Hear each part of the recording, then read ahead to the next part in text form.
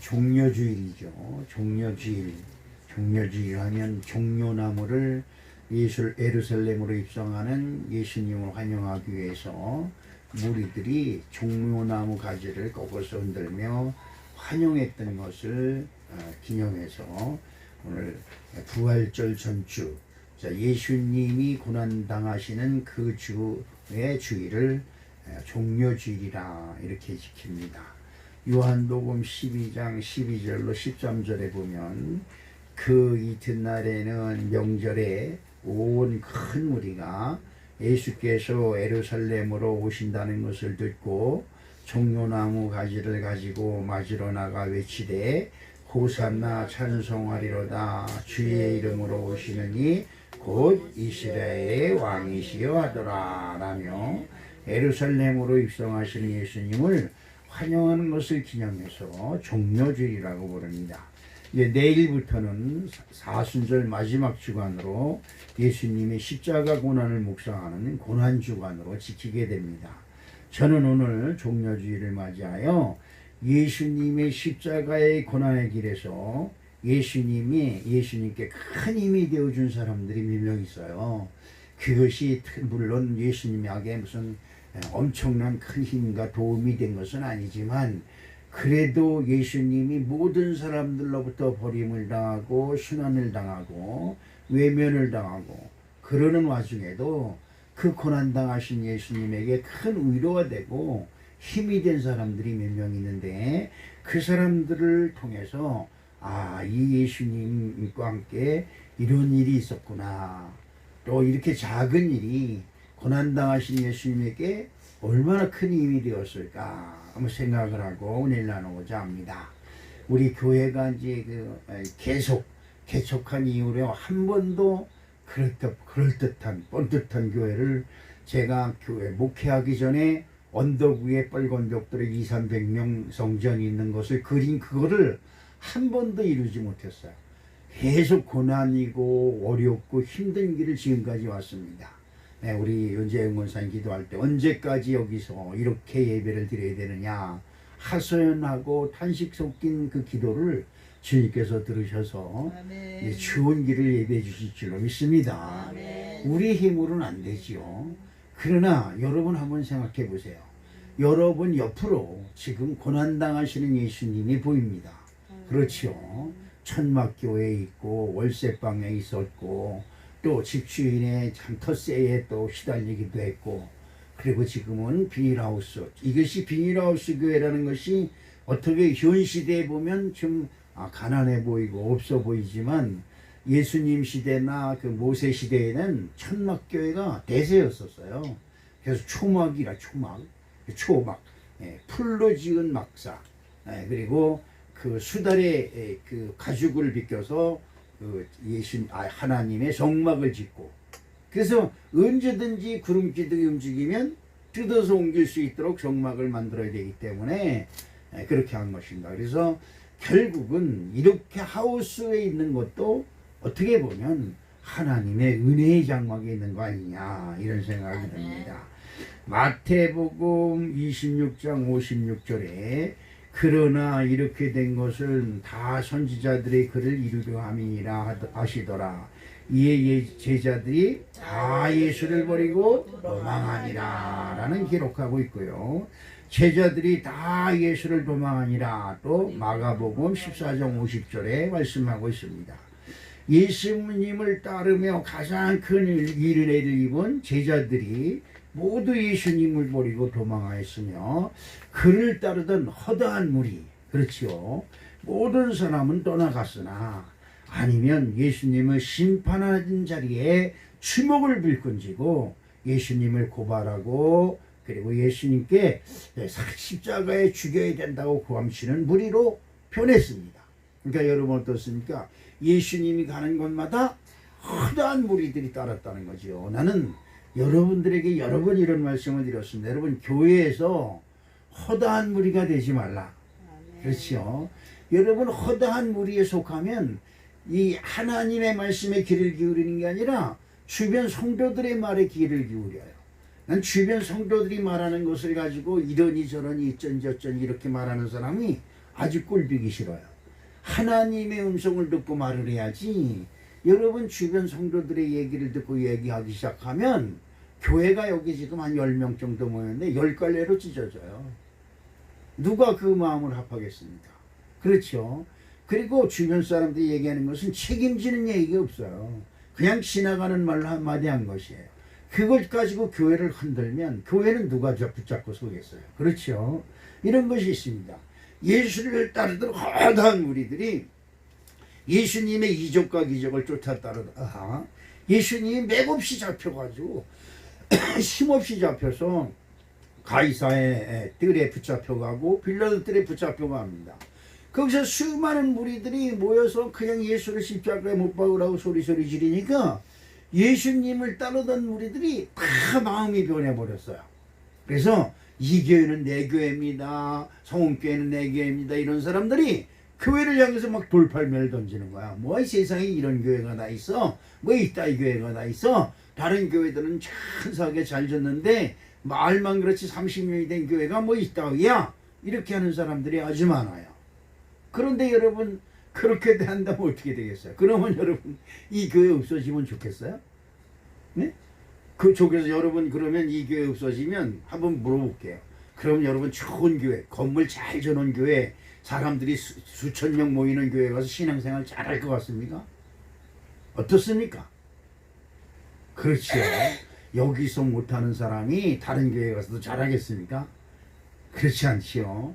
그래도 여러분은 얼굴을 목사님과 대면해서 여러분 목사님이 여러분들을 딱 기도하기 좋을 정도만 보내주신 거라고 생각해요.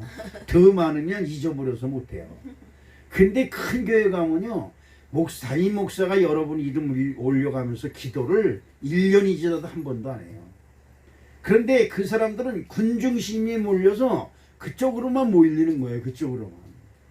그게 뭐 하는 짓이에요? 기껏 여러분을 위해서 기도하는 사람이 누구예요? 구역장. 우리 교회로 얘기하면 속장이죠.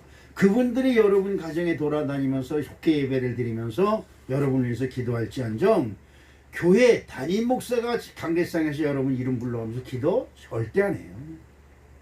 헌금 드려도요 그냥 헌금 봉투 강대상에 올라오지도 못해. 저 밑에 놓고 그냥 한꺼번에 기도해버리고 말아요. 그렇죠. 그게 얼마나 큰 축복입니까? 그런데도 우리들의 신앙이 늘 바닥을 기고 있어요. 왜 그럴까?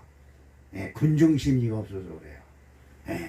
난 여러분들이 군중을 주도하는 사람이 되시기를 주님의 이름으로 축복합니다. 네. 아니야 믿어야 돼. 아니야 주님 뜻대로 해야 돼. 이렇게 군중들을 심리하고 달래고 그들을 믿음의 길로 이끄는 사람들이 되어야지.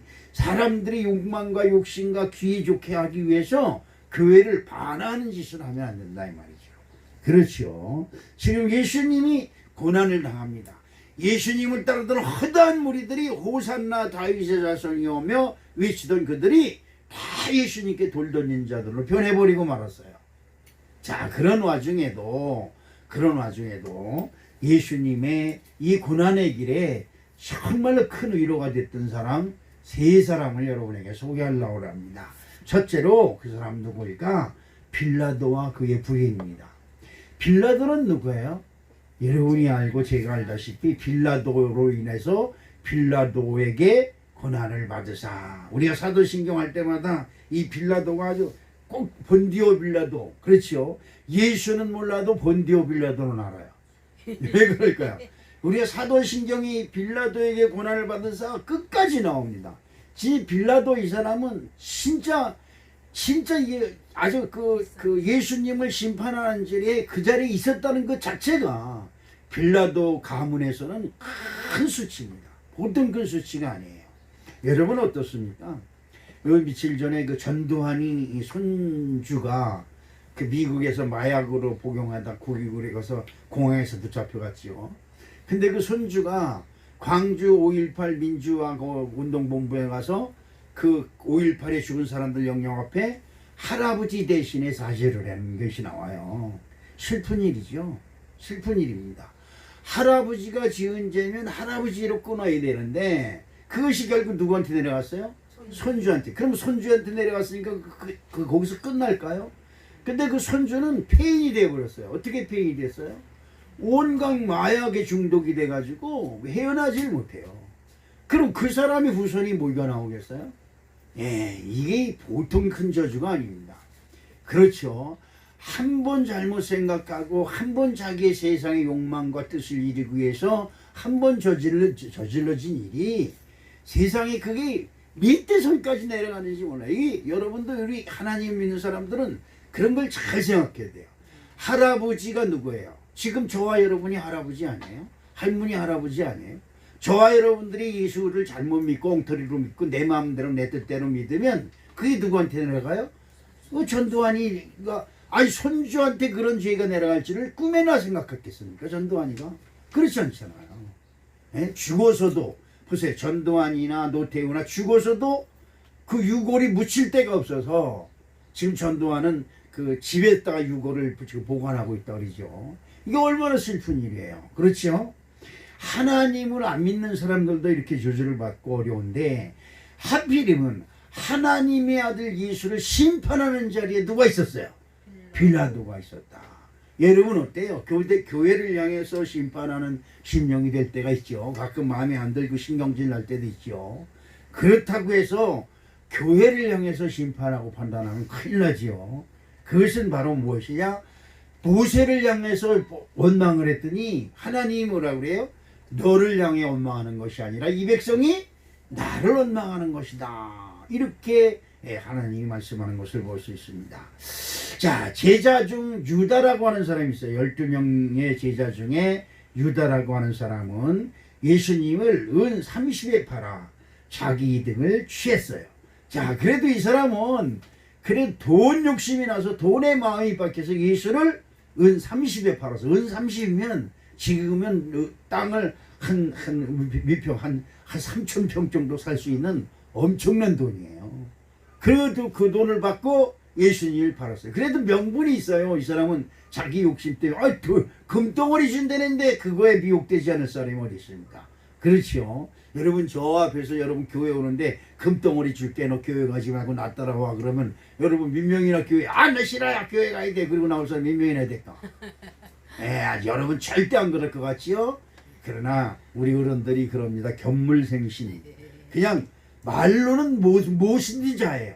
그런데 실질적으로 눈에 보이면 이 생각이 틀려지는 겁니다. 그렇죠. 자, 12명의 제자 중에 유다는 은 30냥을 팔고 난 예수 몰라. 예수 저기 있으니까 니들 잡아다 니들 마음대로 해. 유다가 직접 잡은 거 아니에요. 유다는 예수 있는 곳까지 그를 잡으려고 하는 사람들을 안내줬을 따름이에요. 그렇죠.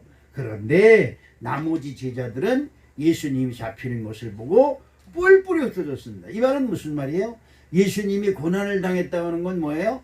교회가 어려움을 당하니까 교회가 참으로 이렇게 남들 보기에 교회라는 모습이 어떻습니까?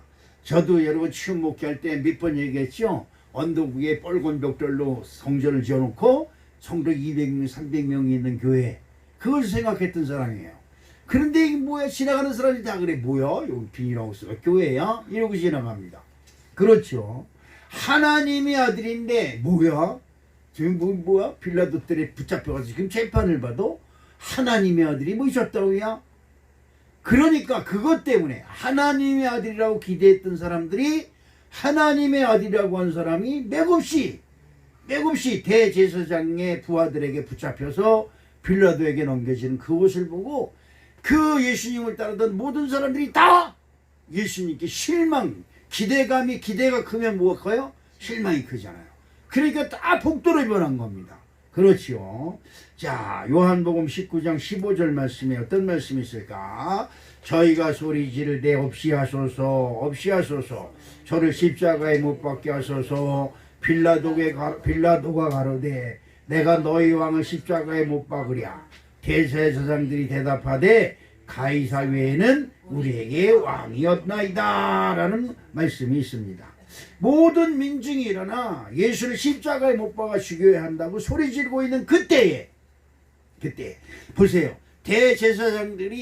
대제사장과 장로들이 예수를 무슨 죄로? 하나님을 모독했던 죄로. 그런데 자 여기에서 보시면 대제사장과 장로들이 무슨 죄를 범하느냐? 우리에겐 왕이 가이사밖에 없다. 하나님 이외에는 다른 신을 섬기지 말라고 그랬는데 누구예요? 우리의 왕은 누구다?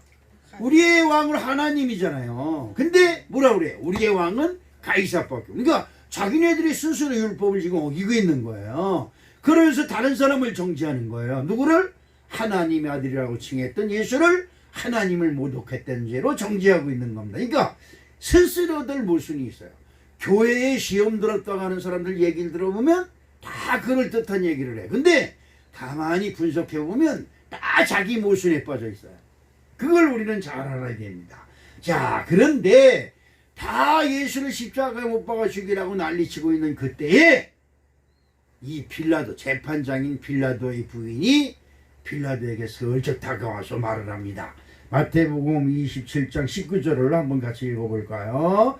총독이 재판석에 앉았을 때에 그의 아내가 사라를 보내어 이르되 저 오른 사람에게 아무 상관도 하지 마옵소서. 오늘 꿈에 내가 그 사람으로 인하여 애를 많이 태웠나이다 하더라. 아멘. 자, 여기서 우리가 생각하는 것은 예수님을 심판하는, 재판하는 빌라도도 어쩌면야 이 사람한테선 죄를 발견할 수가 없다. 그러니까 내가 이 사람을 어떻게 하랴? 이렇게 물어봅니다. 빌라도도 예수님이 죄가 없다 그래요. 그런데 군중들이 다 난리치는 거예요. 그 소리를 듣고 그냥 입에 소리 질러가면서 자칫 잘못하면 빌라도까지 쳐 죽일 기세로 달겨드는 겁니다. 이게 군중심리예요. 이 군중심리에 잘못 빠지면 진리고 뭐고 없어요. 믿음이고 뭐고 없어요. 이게 참 큰일인 겁니다. 그러니까 우리 하나님 올해 무릇 지킬 만한 것 중에 뭘 지키라? 네 마음을 지키라. 그렇죠. 그 생명이 거기서 남이라 라고 성경은 말씀하고 있습니다. 예수님을 따른 무리도 예수님을 버리고 심판하라고 정신이 없는 그 서슬 시퍼런 그 마당에 빌라도의 부인이 예수를 뭐라고 그래요? 옳은 사람이라고 편나. 이건 진짜 큰일 난 얘기예요. 왜요? 당시 여자는 남자들의 일에 일체 참견할 수 없는 엄한 규율이 적용되고 있던 시절에 살벌한 재판정에서 재판장의 부인이 폭도들 앞에 나와서 이런 말을 자기 남편에게 했다는 것 자체가 큰 모험입니다. 여러분 어떻습니까? 여러분 남편 앞에서 교회 얘기, 예수 얘기 합니다가? 못하지요. 감히 못하지요. 왜? 시끄러! 그러면 그냥 꼬양꼬양 깽깽거리죠. 별 수 없는 것이죠. 그런데 이 재판정이 지금 어떻게 분위기가 어마어마하게 살벌한 그 자리에 부인이 저 옳은 사람에게 당신은 상관하지 마시옵소서라고 부인이 말을 합니다. 여러분 이것을 누가 보고 있을까요? 재판하고 있는 재판정이 있는 예수님도 이것을 듣고 보고 계시고 이것을 하늘에서 하나님이 내려다보고 계시다는 거예요. 이것이 참 중요한 것이죠. 그리고 그 남편은 어떡합니까? 마태복음 27장 23절에 빌라도가 이르되 어쩌미냐 무슨 악한 일을 하였느냐 그렇게 말하니까 그들이 더욱 소리질러 이르되 십자가에 못 박혀야 하겠나이다 하는지라. 자, 이게 참 묘한 겁니다. 하나님을 믿는 사람들은 예수님을 십자가에 못 박아 죽여야 된다고 소리 지르고 하나님을 안 믿는 사람들은 예수가 무슨 죄가 있어? 아무 죄도 없는데? 이렇게 얘기를 하고 있는 거고. 여러분 어떻습니까? 제가 뭐라 그래요? 교회를 핍박하고 교회를 무시하고 교회를 망하게 하는 사람들이 누구예요? 예, 교회 다니는 사람들이에요. 여러분 이거 잘 살게 돼요. 큰일 나는 것입니다. 큰일 나는 거예요. 마가복음 15장 14절에 또 이런 말이 있습니다. 빌라도가 아까 조금 전에 읽은 말씀하고 비슷한 건데 빌라도가 이르되 어쩌미냐 무슨 악한 일을 하였느냐 하니 이 말은 무슨 말이에요? 너희들이 고발해서 십자가에 죽이라고 소리 지르는 예수는 내가 보니 아무 죄도 없다 이 말이에요. 어쩌미냐 무슨 악한 일을 했느냐 이 말이에요. 되묻는 거예요. 그러니까 폭도들이 푹 소리 지르되 십자가에 못 박게 하소서 하는지라 라고 소리를 지르는 것이죠. 이 소리에 빌라도는 군중에게 지고 말았습니다. 여러분, 어떤 경우에도 옆에 있는 사람들이 다 왕성왕성하는 것에 절대 지면 안 돼요. 하나님이 보고 계시다는 것을 여러분 꼭 기억해야 될 줄로 믿습니다. 하나님을 믿는 모든 사람이 예수님을 정죄하고 고함을 치는데 빌라도와 그의 부인, 하나님도 모르고 예수님이 하나님의 아들인 것도 모르고 그런 빌라도와 그의 부인만이 왜 그래 너희들? 아니 예수가 무슨 죄를 졌다고 그래? 뭐 죽은 일을 됐다고 그래? 이렇게 반문을 하고 있는 것입니다. 여러분 어떻습니까? 그렇죠. 예수님은 정해진, 하나님이 정해진 곳으로 가는 길이에요. 그러나 그렇다고 해서 우리가 예수님을 하필이면 정죄하는 자리에 앉을 필요가 뭐 있어요? 그렇죠. 많은 사람들이 다 예수를 죽이라고 소리 질러요. 여러분, 다른 사람 따라 사는 건 누구든지 다 할 수 있어요. 많은 사람들이 행하는 대로 행하는 것이 아니라 내 스스로 나의 믿음을 지키는 그런 축복이 저와 여러분에게 있어야 될 줄로 믿습니다. 다시 한번 말씀드리지만 하나님을 잘 믿는다고 자처하는 대제사장과 하나님을 믿는 사람들, 성도들의 대표가 되는 장로들이 다 저 예수를 죽여야 된다고 소리 지르고 있는 그 마당에 하나님을 모르는 빌라도 그리고 그의 부인만이 예수님을 저 옳은 사람, 아무 죄도 없는 사람, 십자가에 죽일 일은 더더욱 아닌 거로 인정을 하고 있다는데 우리가 큰 은혜가 있어야 될 줄로 믿습니다. 그러니까 우리가 교회를 볼 때 이 교회는 큰 잘못을 하고 있다, 뭐이 어쩌다, 뭐이 저쩌다, 막 어쩌고 저쩌고 그러는 소리 들으면 다 맞는 소리예요. 그러나 결국 그거는 하나님의 일을 망치고 하나님의 일을 터뜨리고 파터치는 사람과 똑같은 것이다. 그 다음에 두 번째로 구레네 사람 시몬이라고 하는 사람이 있습니다. 자, 마가복음 15장 15절 말씀을 보겠습니다. 빌라도가 우리에게 만족을 주고자 하여 바라바는 놓아지고 예수는 책짓질하고 십자가에 넘겨주니라 라고 하는 성경 말씀이 있습니다. 빌라도는 여러분 이걸 아셔야 돼요. 하나님을 믿는 사람은 누구를 기쁘게 해줘야 돼요?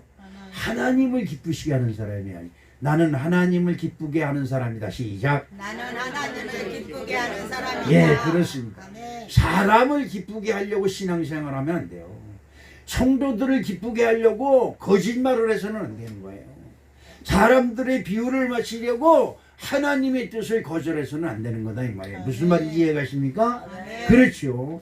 빌라도는 예수님이 죄가 없다는 것을 너무나 잘 아는 거예요. 그러니까 그들 앞에 아니 예수가 무슨 죄를 졌다고 그래? 아니 왜들 그래? 이렇게 말하고 있는 겁니다.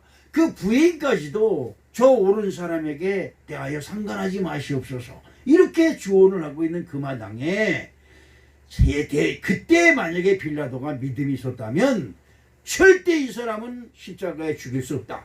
왜? 죄가 없다. 그러면서 석방을 했을 겁니다.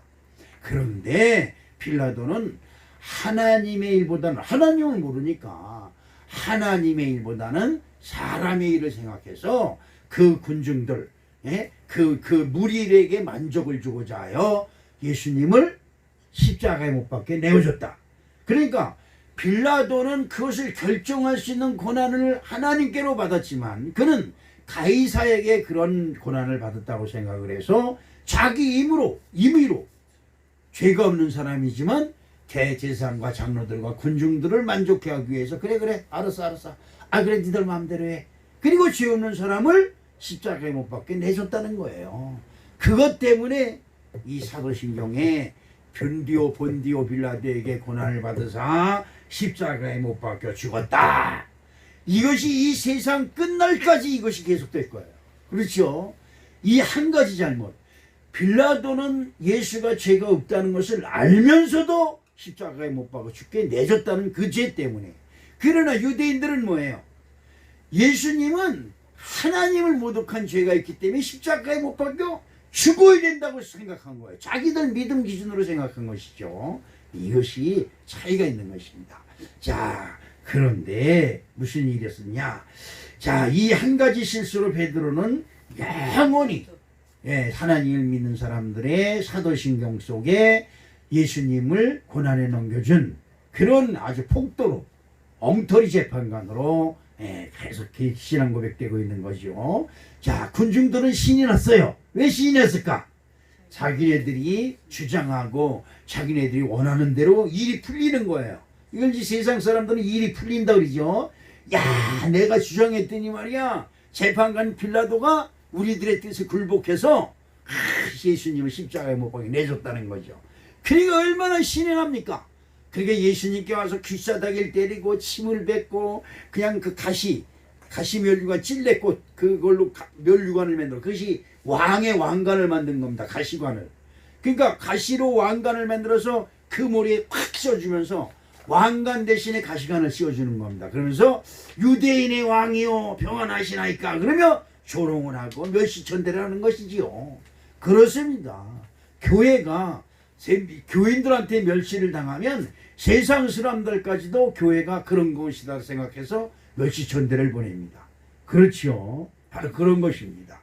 그런데 마가복음 15장 17절로부터 20절에 한번 볼까요? 예수님이 빌라도의 결정으로 인해서 얼마나 큰 고난을 당하시는가 한번 볼까요?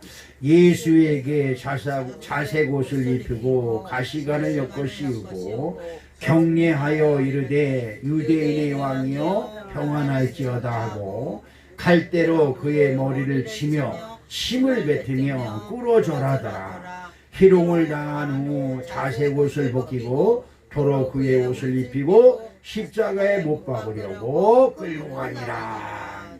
얼마나 큰 순환을 당해요. 얼마나 큰 고난을 당하는 것입니까? 그렇죠. 아마 예수님이 이때의 심령은 그랬을 겁니다. 여러분, 세상 사람들은 하나님을 모르니까 아유 왜들 저래 이러고 교회를 쳐다봐요. 근데 교회 사람들은 세상 사람들이 뭐라고 그러는 거 신경 안 쓰고 자기네들만 주장만 내세워서 그냥 교회 목사님을 욕하고 핍박을 하고 멸시하고 천대하고 그러는 것을 아주 자랑으로 여겨요. 자랑으로. 여러분 큰일 나는 겁니다. 여러분 하나님을 우습게 하러도 보통 우습게 한 게 아니죠. 자, 그런데 예수님이 십자가를 지고 골고다 언덕으로 올라갑니다. 그렇죠. 마가복음 15장 21절에 그 지옥 같은 골고다 언덕길을 예수님이 십자가를 지고 비틀비틀 올라갈 때 어떤 일이 있었느냐? 마가복음 15장 21절에 보니까 마침 알렉산더와 루포의 아버지인 구레네 사람 시몬이 시글로부터 와서 지나가는데 그들이 그를 억지로 같이 가게 하여 예수의 십자가를 지우고 라고 하는 말씀이 있습니다. 예수님이 온몸에 피투성이가 되어 골고다 언덕으로 오를 때 그 옆에 있던 구레네 사람 시몬이 억지로라도 십자가를 받아지고 가게 된 것이죠. 자기는 하기 싫어요. 그런데 어떻게 하다 보니까 억지로 교회를 하게 된 거야. 여러분, 억지로라도 교회를 하면 그것이 성경의 한 쪽면을 장식하게 되는 놀라운 축복이 함께 하시는 줄 여러분 믿으시길 주님의 이름으로 축복합니다. 그렇지요. 구레네 사람 시몬은 그 옆을 지나가다가 예수님이 십자가를 지고 가다 기운이 다 해서 옆으로 넘어지고 이리 넘어지고 저리 넘어지고 그리고 일어나라고 책찍기를 치고 군병들이 발길을 차고 막 그러니까 더 넘어져서 쓰러져서 일어나지 못하니까 너 일로 와! 그래서 지나가다 옆에 있는 사람을 붙잡아서 그 십자가를 대신 지고 가는데 그 사람 이름이 노다 구레네 사람 시몬이다. 여러분 수지 맞은 거예요. 이 사람은 대소원 붙었다고 그럴지 모르지만 하나님의 아들이 십자가의 고난을 당하며 십자가를 지고 골고다 언덕길에 올라가는데 거기에 억지로라도 와서 그 십자가를 지고 가게 한 것이 큰 축복인 줄로 믿습니다. 저는 우리 교회를 하면서 여러 사람들이 우리 특히 오연수 장로님이 이 성전 짓고 그러니라고 많은 고생을 한 거 너무나 고맙게 여깁니다. 그런데 오연수 장로님은 교회에서 예수를 믿잖아요. 그런데 예수를 믿지도 않으면서도 교회에 큰 일을 한 사람들이 있어요. 그 사람들이 누구냐면 저쪽에서 그 성전을 그 심영란 권사님네 거기서 질 때 그 앞에 있던 사람은 누굽니까? 그 희가 양이갑인가? 이 이갑이요? 양이갑? 양시갑? 기갑? 양이갑? 양이갑 씨. 그분이 와가지고 목사님 내가 건축하는데 돈 좀 줄까? 그랬더니 시갑에서 탁 그랬더니 $100짜리 탁 주는 거예요. 그때 돈이 없어서 쩔쩔맬 때인데 얼마나 고마운지 진짜 눈물이 날 정도로 고맙더라고요. 예, 그분이 너무 고맙고요. 또 그때 사람이 없잖아요. 사람 어디서 사올 수도 없고 이창원 씨도 돌일하고 하면서 가끔 와서 도와주는데 우리 오연수 장로님 늘 와서 시간 나는 대로 와가지고 일 도와주고 거의 뭐 그 일 때문에 다른 일을 못하면서 도와주셨는데 그 다음에 이제 임석산 씨도 그 가끔가다 와서 도와줬고요. 근데 그 중에 진짜로 내가 고마운 사람이 있어요. 그 사람이 누구냐면 이 화산에 사는 사람 그 이씨 가문의 누구의 그 이인영 씨인가? 네, 그분이 처음 시작할 때 와서 또 끝날 때까지 와서 그 일을 도와줬어요. 그리고 난 담배 같은 거 사줄 생각도 못했는데 이렇게 일하면 담배라도 사줘야지. 그래서 담배를 삐뿌러씩 제가 사다 드린 기억이 있습니다. 그런데 그 성전이 딱 끝나고 입당 예배 드리는 날서부터 딱 안 오는 거예요. 나는 이게 하나님의 손길이라고 생각을 합니다. 물론 세상 사람들은 그게 좀 덜 됐고 지금 뭐 정신적으로 좀 부족한 사람이라고 손가락질 할지 모르지만 하나님은 꼭 그런 사람들을 들어서 쓰세요. 참 난 그걸 보며 진짜 그렇습니다. 제가 목회하면서 물론 믿는 사람들이 한 것은 하늘의 상급을 바라고 하는 것이니까 자랑할 것이 못 돼요. 그런데 안 믿으면서도 그렇게 와서 일을 돌봐줬다는 것은 제게 영원히 기억되는 사람들이죠. 예, 그런 사람들은 만약에 지금 성경을 하나님께서 다시 쓴다고 한다면 그 성원교회에 대해서 성경을 쓴다면 그 사람들이 꼭 들어갈 것입니다. 그런 것이 너무나 고마운 거예요. 그 사람들은 그냥 지나가다 하는 일이 할 일이고 그럴지 모르지만 여러분 쉬운 일이 아닙니다. 그렇죠? 그렇습니다. 그런데 예수님이 그거 십자가 여러분 뭡니까 베노 유다 베노라든가 베노 유다라든가 하여튼 그렇습니다. 근데 그 영화에 보면 십자가를 지고 올라가는 십자가가 이렇게 굵어요. 나무 투막으로 된 것이 굵은데 이걸 어깨에 지고 올라가는데 그냥 흙길이면 그냥 쭉쭉쭉쭉 끌려오는데 이게 돌길이에요. 돌길.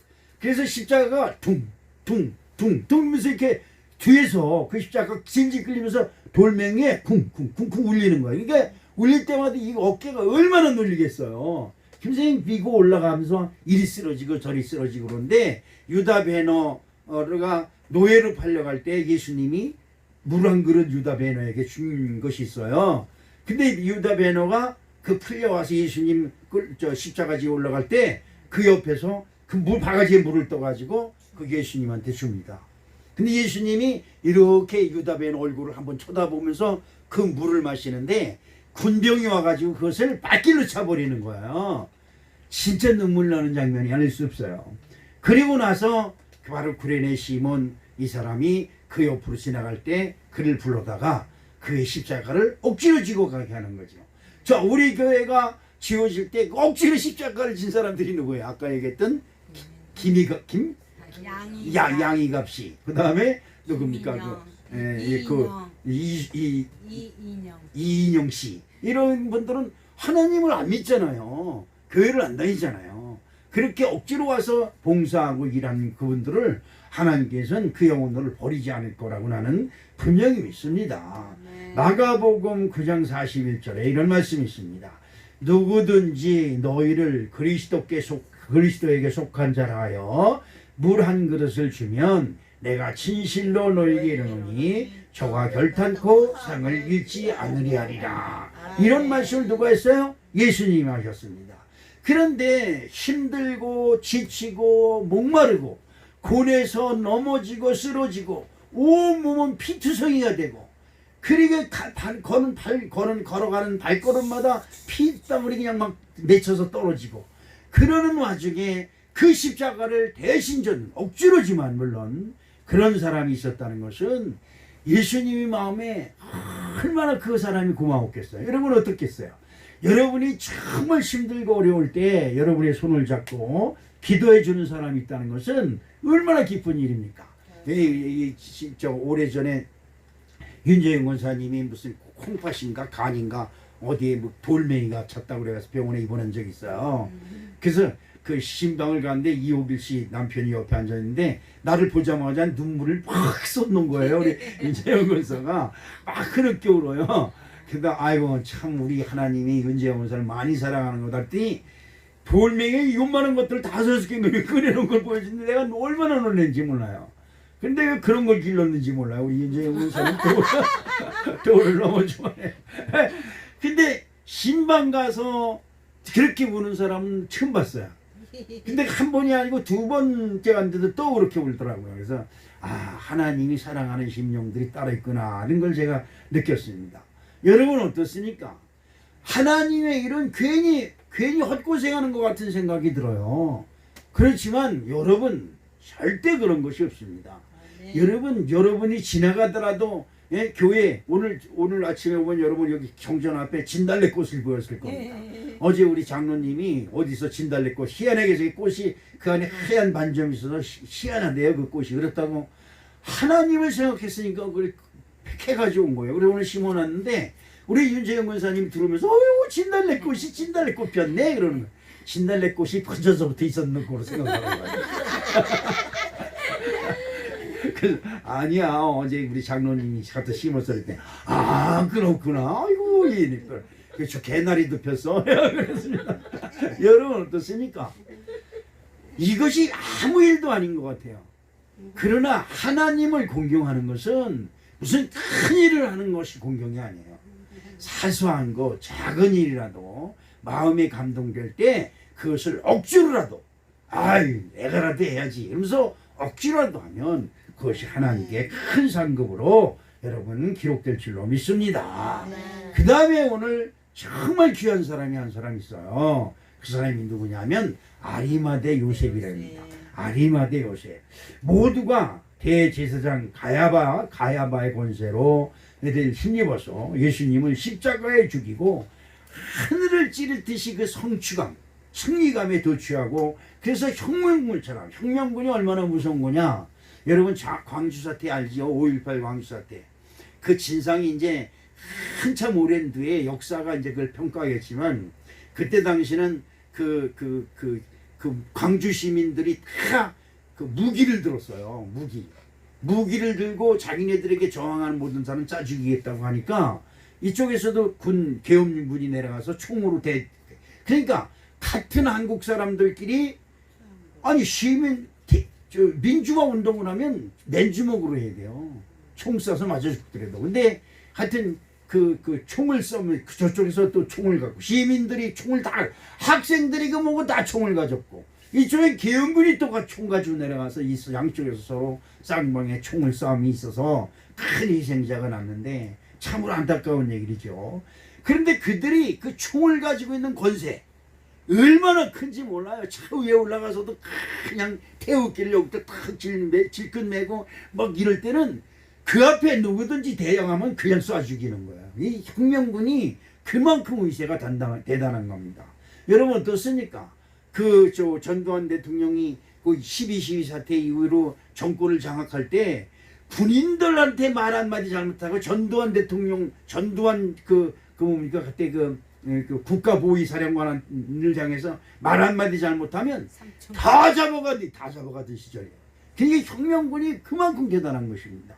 그런데 하나님의 아들이라고 하는 예수를 자기네들이 주장해서 빌라도 총독이잖아요. 총독. 우리 조선 총독부 같은 총독.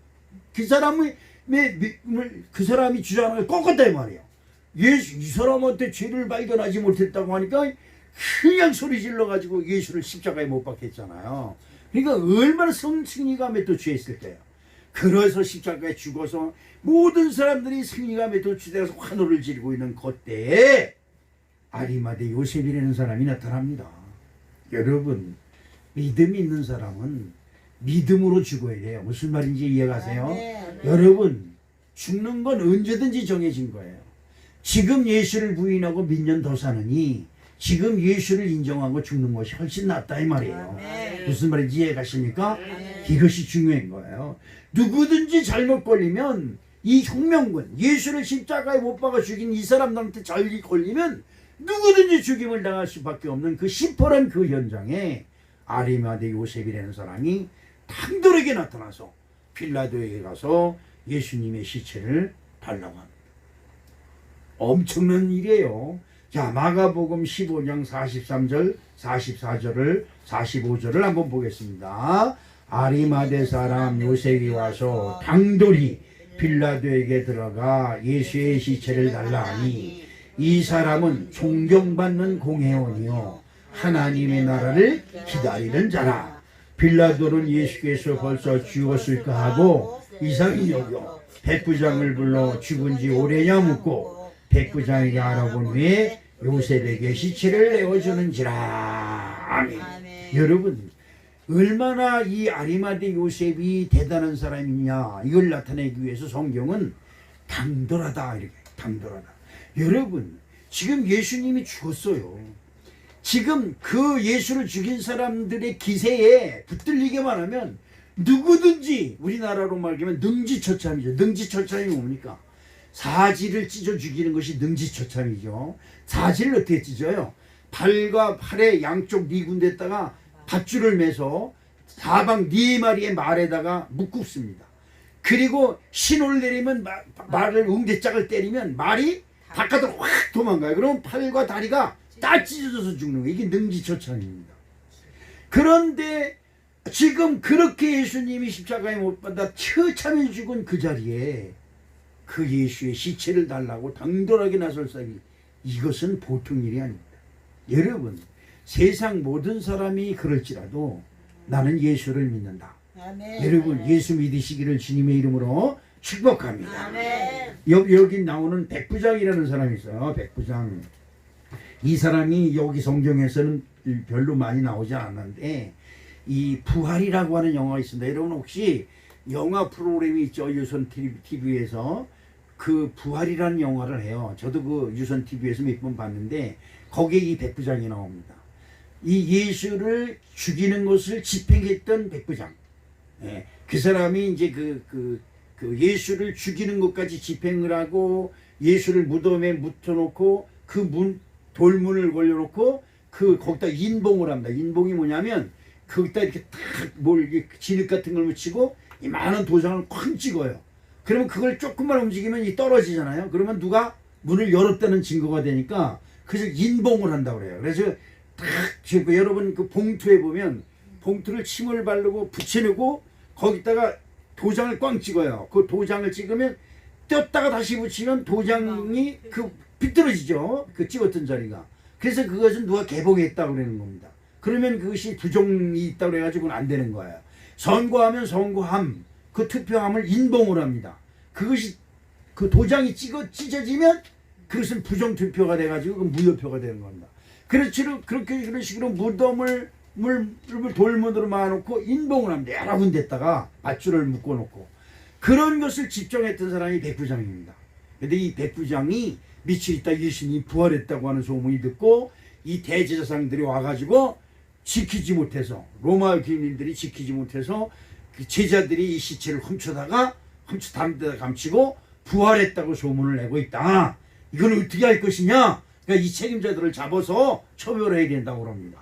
제자들은 벌써 도망갔잖아요. 예수님 잡히신 날에 다 도망갔는데 제자들이 이 시체를 훔쳐갔다는 거예요. 그러니까 빌라도가 또 이 백부장한테 명해서 그 예수를 시체를 훔쳐간 사람들을 찾으러 다니는 거예요. 그래서 그 시체 묻었던 자리에 가서 다 뒤져봅니다. 예수 죽은 자가 어디 있는지 찾아보고 다 그럽니다. 그러다가 그 마을 어귀에서 이 제자들이 모인 그 자리에 예수님이 같이 앉아 있는 걸 이 백부장이 발견을 해요. 자기가 분명히 십자가에서 달려 죽은 모습을 분명히 확인을 한 백부장인데 살아있는 살아있는 예수님이 제자들과 함께 모여서 식사를 하고 있는 거야. 깜짝 놀랍니다. 그 다음에 그 예수님이 부활하신 후에 어디로 먼저 가요? 갈릴리로 가지요. 그 갈릴리에 이 백부장이 따라갑니다. 그 자기 로마 군인들이 백부장이 오는 것을 막아요. 못 오게. 그리고 그 부활하신 예수님을 쫓아가는 겁니다. 그리고 갈릴리에서 그 예수님과 제자들이 저기서 하고 있는 걸 옆에서 뒤에서 멍하니 바라보는 겁니다. 아, 도대체 이해가 안 가는 거죠. 죽은 자가 어떻게 살아났으며 그 돌문이 어떻게 옮겨졌는지 도대체 이해를 못했는데, 돌문이 사람이 진이겨서 끊었다든지 칼로 끊었으면 그래 뭐 자국이 났는데 아주 잘 들은 칼로 싹 자른 것처럼 그렇게 끊어졌어요. 그러니까 누구든지 이걸 이해를 못하는 거예요. 누구든지 돌문이 왜 어떻게 해서 열렸는지, 어떻게 해서 그 예수님이 어디서 나왔는지 아무도 이해를 못하는데, 이 백부장이 그 예수님을 발견합니다. 그리고 그 마지막으로 40일 동안 계시다가 마지막 승천하실 때까지 이 백부장이 거기 같이 있다가, 자 이제 자기는 백부장이니까 로마 군인으로 돌아가야 되잖아요. 근데 그 장교들에게는 이 반지가, 옛날이나 지금이나 장교들에게는 반지가 있어요. 장교 반지. 밥을 한 끼 먹고 그 반지를 빼서 그 식당 주인한테 내놓으면서 나는 군인이 아닙니다. 그러면서 이제 자기가 어디로 가야 될지 모르면서 떠나요. 예수, 부활하신 예수님을 보고 나서 자기의 생각이 틀린 거예요. 바뀐 거예요. 예, 그것이 이 백부장입니다. 이거 백부장이 나와서 이제 잠깐 그 영화 얘기를 했습니다. 한번 여러분 그 부활이라고 하는 제목으로 영화가 있으면 꼭 한번 보세요. 아까 얘기했던 유다 배너하고 그 다음에 이 부활, 그 다음에 십계, 이 영화를 자주 해요. 그걸 같이 한번 보시면 큰 은혜가 될 줄로 믿습니다. 자, 그런데 예수님에게 죄가 없다고 말한 것을, 죄가 없다는 것을 알면서도 주변 환경과 조건에 굴복해서 예수를 십자가에 못 박게 내어준 빌라도, 그렇지요. 그러나 십자가를 지고 비틀거리며 올라가는 예수님 옆에서 구경하다가 억지로 십자가를 졌던 구레네 사람 시몬, 그렇죠. 너무나 귀한 사람들이죠. 또 그 서슬이 시뻘은 그 혁명군들이 점령하고 있는 그 자리에서 예수님께 시체를 달라고 빌라도에게 청하여 자기 무덤에, 자기를 위하여, 옛날 사람은 자기네들이 죽으면 들어갈 무덤을 미리 파놓는다고 해요. 근데 자기를 위하여 준비된 무덤에 장사 지낸 아리마대 요셉, 이 세 사람이 예수님이 마지막 이생의 마지막 길을 갈 때에 이 사람들이 그 자리에 같이 있었다는 것이 너무나 기가 막힌 얘기가 아닐 수가 없습니다. 자, 그런데 여기서 우리가 한 가지 꼭 기억해야 될 한 가지가 있습니다. 그것은 뭐냐면, 내가 나를 위하여 내 무덤을 준비했어요. 내 무덤. 여러분이 들어갈 무덤에 누가 들어갔어요? 예, 예수님이 들어갔죠. 이걸 잘 여러분이 기억하셔야 돼요. 내가 들어가서 내가 묻힐 무덤에 예수님이 대신 들어가십니다. 아리마대 요셉이 들어갈 무덤에 누가 들어갔어요? 예수님이 묻혔어요. 그럼 내가 묻힐 무덤이 없어요. 그렇죠? 그렇다면 여러분들에게서 사망의 무덤이 예수님 이름으로 사라졌다는 겁니다. 믿으시면. 이게 중요한 거예요. 그 다음에 예수님이 그 아리마대 요셉의 무덤에서 어떻게 해요? 다시 살아나셨어요.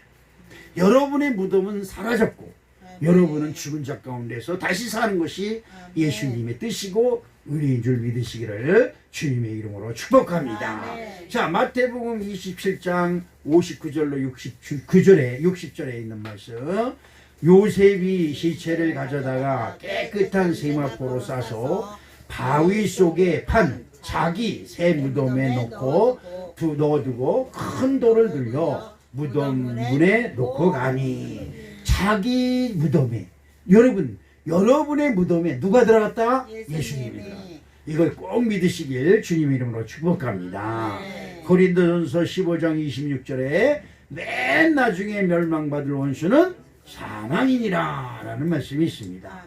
마지막 원수인 사망의 권세에 눌려 장사될 나의 무덤에 예수님이 대신 들어가심으로 우리는 무덤의 권세인 사망을 벗어나 부활의 새 생명으로 구원을 얻게 됐다는 이 사실을 꼭 기억하시기를 주님의 이름으로 축복합니다. 지금 아리마대 요셉의 헌신으로 새 무덤에 장사됨으로 인류의 가장 큰 원수인 사망의 권세를 징계하고 계신 것입니다. 종료일주일에 사망 권세를 이기시고 이후에 십자가를 지신 예수님 앞에 이 아리마대 요셉이 되는 축복이 저와 여러분과 함께 하시기를 주님의 이름으로 축복합니다. 사랑의 아버지 하나님, 그렇습니다. 우리는 사망의 권세를 향해서 달려가고 있습니다. 아버지 하나님, 아리마대 요셉이 자기를 위해 예비됐던 무덤에 예수님이 들어가심으로 우리는 이제 무덤이 없어졌습니다. 예수님이 그 사망 권세를 이기시고 부활 승리하심으로 우리에게 새 생명과 영생을 주셨음을 믿사오니 아버지 하나님, 우리 사랑하는 성도들에게 새 생명의 소망이 넘칠 수 있도록 축복해 주시옵소서. 예수님의 이름으로 기도합니다. 아멘.